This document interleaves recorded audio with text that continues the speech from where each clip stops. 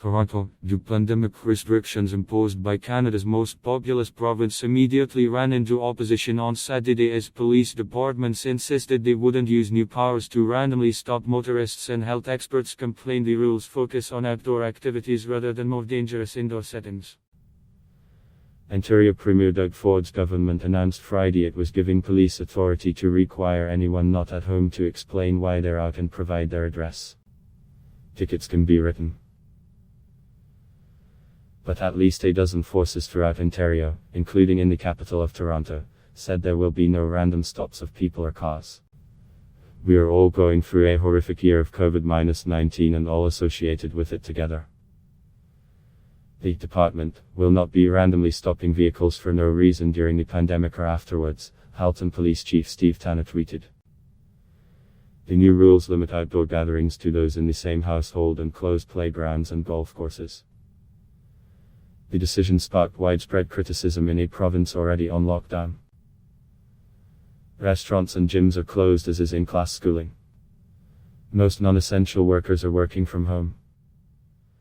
Ford complained about crowded parks and playgrounds, but at Friday's new conference did not mention workplaces considered essential, such as factories, where the virus is spreading. What we need: increased restrictions to reduce indoor contact, supports for frontline essential workers, paid sick leave, a reprioritized vaccine rollout for hard-hit communities, tweeted Joe Cressy, who is on Toronto's City Council.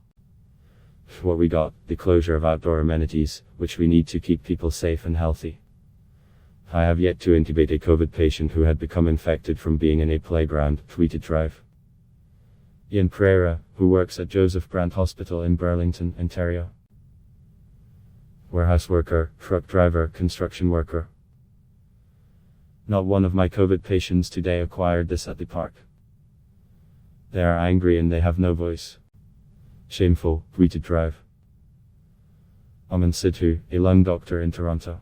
Drive. Andrew Morris, a professor of infectious diseases at the University of Toronto, said that closing playgrounds and other outdoor recreation facilities will hurt the very kids and their families whose well-being we have already damaged by being forced to close schools. He complained the new rules don't create paid sick leave or improved protections for essential workers, even as they allow police to target whomever they choose to accost them to ensure they are appropriately outside of their home. This won't affect a white guy like me. This is going to target essential workers and racialized people.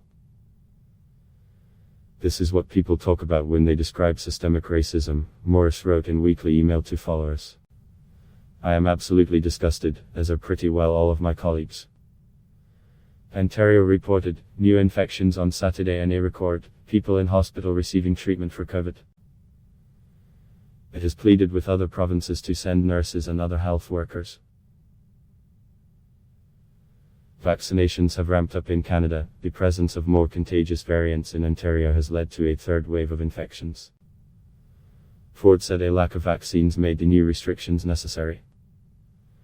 Prime Minister Justin Trudeau announced Friday that Pfizer would double its shipments of vaccines to Canada over the next month, with millions more shots than expected arriving in May and June.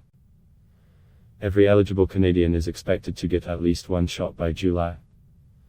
Ontario just closed schools days ago after insisting for weeks they were safe. The new order to close playgrounds infuriated parents.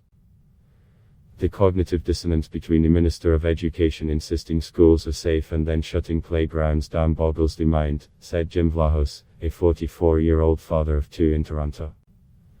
There's no rhyme or reason to the outdoor closures. Hearn Holiday, a golfer, said he was very upset, especially for seniors who get their exercise through the sport. With all the protocols, prepaid booking, clubhouses closed, masks on if riding with someone outside of household, no gatherings after tea times, golf is as safe as it can get, he said.